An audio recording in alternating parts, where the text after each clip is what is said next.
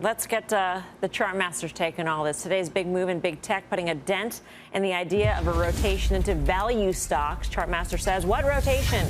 Let's get to Cornerstone Macro's Carter Worth and why he thinks growth stocks are still the best place to grow your money. So we've just talked about this, Carter, for 9 minutes about tech. What are you seeing for it? So a few more minutes for me. Hey, look, I've only got 2 charts. Let's look at them and then double back and talk about the words value, growth. So the first chart is a 2-panel, and really what it is it's the Russell 1000 Pure Value Index on top, making new highs. But look at its relative performance, the Russell 1000 Pure Growth Index. And this is the problem, right? Even as you're making new highs, there's no alpha. There's no alpha in value as it relates to the other choice, meaning growth. Now, the only period here in the history of this index, going back to the mid-1990s, where there was some outperformance, you could see it there on the bottom panel, was in 2000 to 2002. But look on the top panel. Actually, value was just dead flat. So the outperformance is simply a function of the denominator, meaning Cisco losing 90% of its value and Amazon losing 90% of its value and Intel 70. That's not going to happen again. So that if value's only moment to shine was when the other trade growth collapsed, we're not in a circumstance like that. Second chart, and then let's talk a little more. Healthcare. This is my favorite sector in terms of maybe looking at, quote, value or something that's underappreciated. Here, too, a 2-panel chart. The top is healthcare since GICS data begins in 1989. And the bottom panel is relative performance of the S&P. And every single time that the relative performance has dipped down to that trend line, it has bounced to the penny. And guess what happened 4 months ago? It bounced to the penny. We like healthcare here versus the market.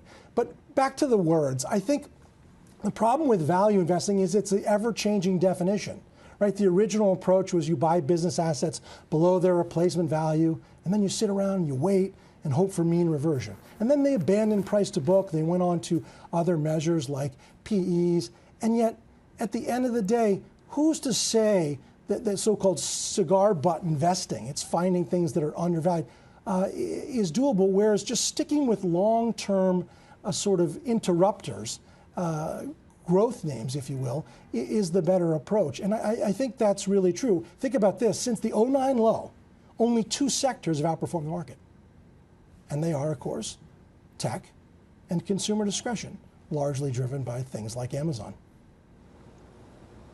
Hey, Carter, it's Tim. I'll leave the cigar butts for one of the other panelists. But I do think you have a case where if you look at where the 10-year peaked in March, you know, that's really your story on quote-unquote value investing by any definition. Are you tracking that correlation? And as we see yields start to pick up, though, do you feel that this could be the beginning of changing some of that negative sentiment?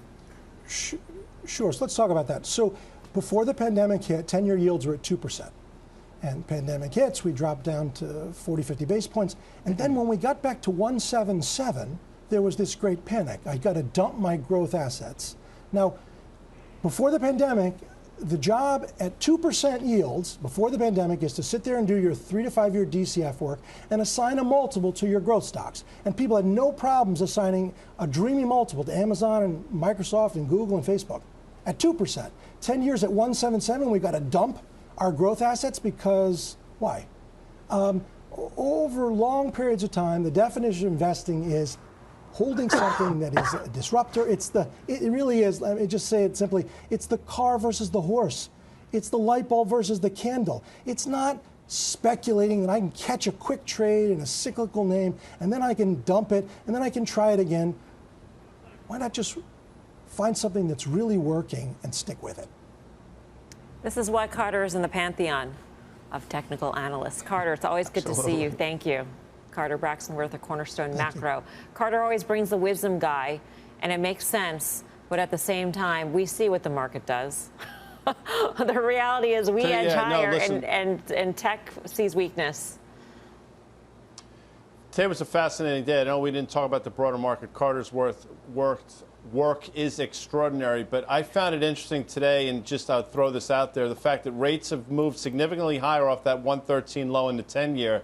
Yet banks didn't get out of their own way today. I just wonder if we're going to look back at today and say, remember that song by, I think it was Mr. Hammer or somebody, things that make you go, Well, today could be one of those days, Mels. Just bookmark that, please.